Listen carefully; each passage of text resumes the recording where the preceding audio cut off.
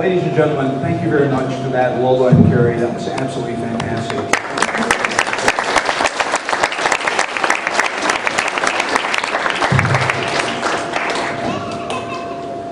The idea of a four-lane highway cleaving through the 4th Ward, smashing through Virginia-Highland just to our west, clipping the parking lot, smashing through Morningside and Lindridge Martin Manor seems even more preposterous in retrospect than it did at the time. At the time it seemed incredibly tangible, very real, and an amazing threat. In that film, we saw Mary Davis, and we'll recognize in a moment, standing out in front of houses. It's my favorite picture of Mary. The group that banded together to fight this in Virginia-Highland was led by a man who moved here in 1972 from Elmira, New York, where he had practiced law. He wound up taking a job with the Polk County District Attorney's Office. I am happy to introduce the president of the first board of directors of the Virginia-Highland Civic Association, Joe Drolet.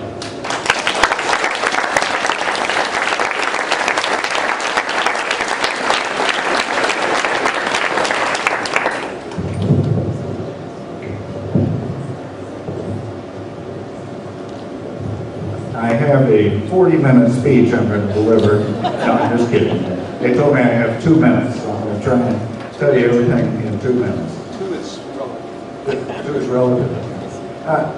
What I want to do is paint the picture of what we had here 40 years ago. It's difficult to imagine now, but 40 years ago there was no such thing. There was no identity known as Virginia-Highland. There were people, you know, they called it South Morningside, some people called it Highland, Virginia. There were no boundaries. There was no particular active group. There was a group that was around, sort of a garden club, the Highland Virginia Neighborhood Association, which, as far as I can tell, all they did was go around saying that they were in favor of building a highway through the middle of the neighborhood. Because of that, and some of us who were living in the area, and this started in 1971, at the beginning of 72 then, we decided to get together and try and do something. And, you know, the neighborhood here, you have to imagine looking down the street, right outside this building, going that way. You know, everything was being demolished. So there is now John Howell Park was going to be that diamond interchange that you saw on the map. There will be 6 lanes, 3 each way coming this way, and then narrowing to 2 lanes each way going north of here. So I mean, it was going to be a devastating impact on this community. And those of us that, you know, had moved into the community recently just thought, this is crazy. These are wonderful houses. The location is terrific. Why would we let this happen? The corner of Virginia and Highland, which is now thriving, you know how, I'm sure you have an idea how rents are down there. Well, 40 years ago, it was 90% vacant. And for those of you that are fans of Moe's and Joe's and George's, they were there. They were there, and so was the gas station next to Moe's and Joe's. That was about it. By 1976, when we, what's that? It was a furniture restoration. But you could rent a space down there for about $70 or $80 a month. And in fact, we did it in 1976 when we got Todd Evans to run for the Georgia Senate, so we would have somebody in the General Assembly representing us. And we represented a storefront, which is now where Mitzi and Romano was. And I think we paid $85 a month for that to rent it, and they were real happy to get it. So it was a very different scene here. Politically, the world was very different. We take for granted now that neighborhoods have identity. We take for granted that neighborhoods have an NPU system, neighborhood planning unit system. There's input into the processes that determine what goes into the neighborhood. It wasn't here 40 years ago. In other words, governments generally did not recognize neighborhoods as being an entity that they had to listen to. And to the extent there were neighborhood organizations, they were generally thought of as being social clubs or garden clubs and things like that. So they did not have a strong identity, a political influence of any kind. And as a result, it didn't matter what they said.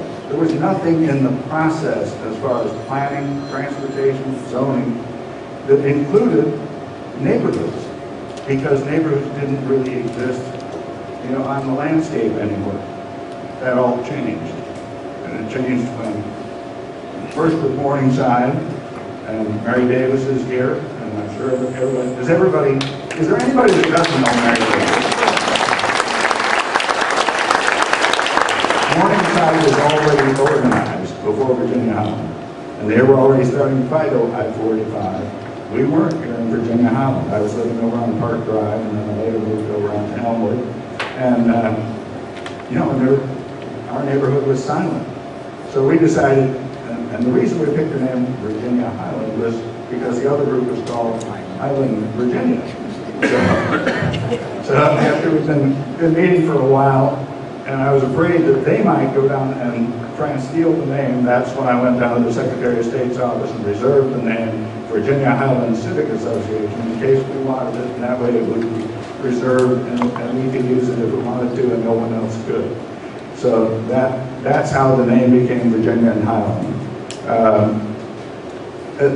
The thing that happened with this neighborhood and with the organization of it was we came together, we created an identity, and that's why we had the first tour of homes in 1972, was to let people know that this neighborhood was here, that it had an identity, that people were actually moving here, living here, and it was going to renovate, and it was going to be something.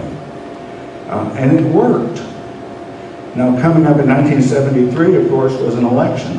It was an election for mayor, and it was a very important election, because for this neighborhood, the question was, are the elected officials going to be with us, or are they going to be against us, which they had been in the past? They had simply not known we were here. So once we were organized, that led to the coalition building. And of course, the first coalition was Mary Davis, president of the Morningside Lennox Park Association. I was the chairman of the Civic Association here. Then we connected up with Inman Park, Virginia-Highland to the south. And then we discovered that there were neighborhoods in southwest Atlanta that were organized. So we organized a larger citywide coalition that we called the Citywide League of Neighborhoods. And we got involved in the election in 1973. And from then on, neighborhoods suddenly became an issue in the city of Atlanta. Maynard Jackson was very much a supporter of neighborhoods, and he embraced that as part of his campaign.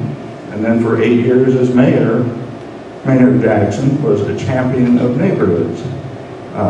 I used to go to various meetings with him that he would invite me to as mayor, and he would explain that there are 3 legs to the stool that make up the community.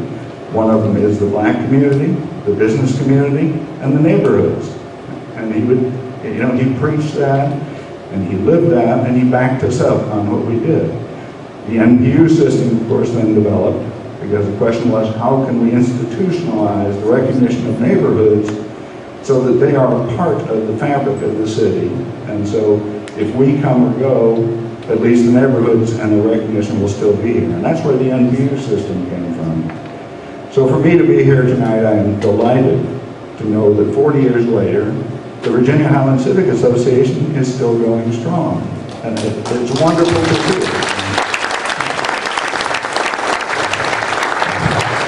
And the person who followed me as president is Bernie T. Kipp, who happens to be here. Hi, Bernie. Well, I have to make this, I didn't talk this long as Joe. Tell you a couple of particular small things that you might be interested in. This school was slated to be closed one time by the Atlanta School Board. We went around and did a survey and came up with about 300 or 400 kids that were going to be coming here soon, and they decided to leave it open. We also got the rest of the property down here. It wasn't going to be highway, and turned it into the school park.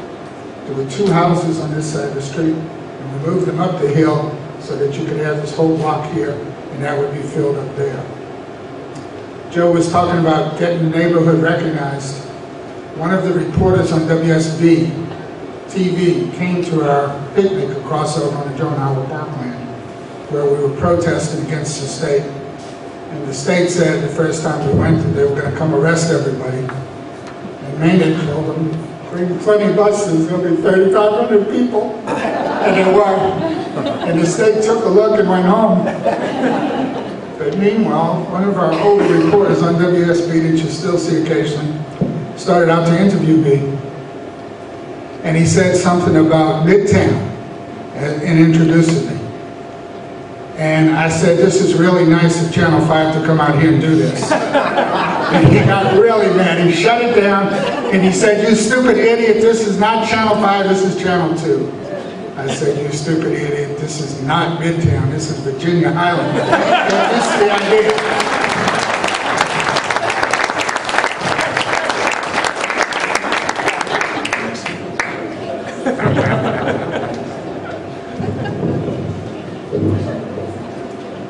We really need to actually get the few people at Lola and Carrie this and sit down and it's thanks for both those stories, both of you. The memory's rich and a huge, it's not just you two and even your colleagues of that period that did it, though you all were instrumental. There's been a huge line of folks that have devoted themselves and hundreds of hours of their time to keeping this association going for 40 years. It's no mean trick, as we know when you look around. We have a very small number, but we're very proud to have them here, of the folks who have served prominently in the Virginia-Highland Civic Association since that period. And we'd like to introduce them and bring them forward. We have a small gift for them. And have them stand up here, and we'd like to get a couple of pictures, and we'll move on to the business part of the association. I'm going to do it by decade, starting with Joe Drolet.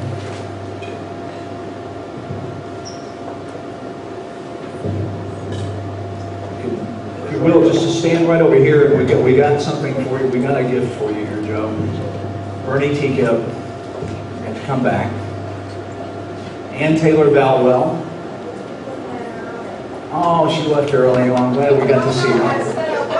Oh, it doesn't matter. You know, I lived here in 1970, but come on up. I was more in love than. You'll be in the 60s, but in the next meeting we have.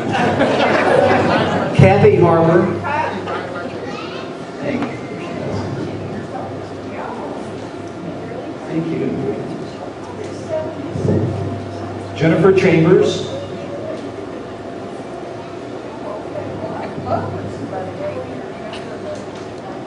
Thanks for that. Dennis McConnell.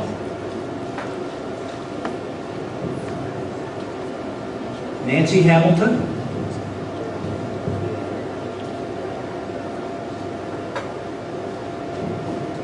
Charles Longley, who was here for a long time.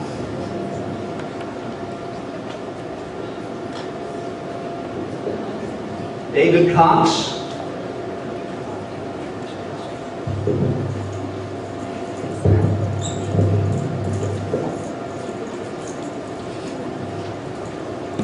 Dick Shanahan.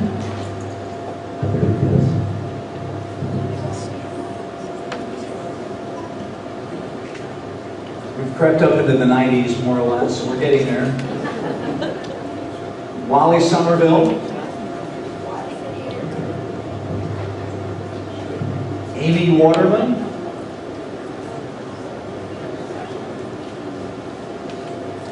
Debbie Skopinski.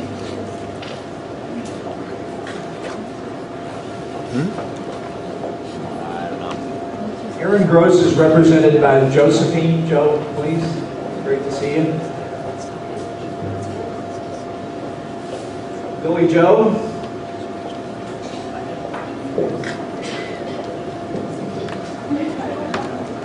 Yeah. Winnie Curry.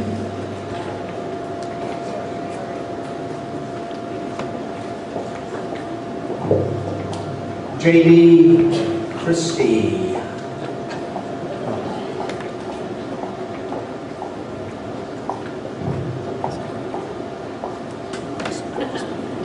Tinker Green.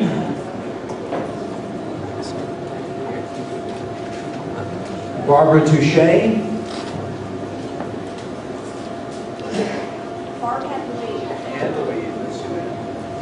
Bob Coombs. There's Bob.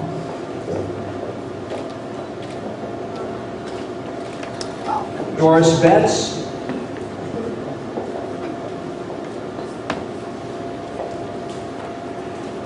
Steve Kushner.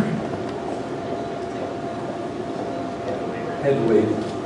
And I'm going to omit names of people that are still on this board. And who else have I missed? And please, if we missed you, please stand up and come up here and be recognized. Ladies and gentlemen, I'd like to give a big hand to all these folks.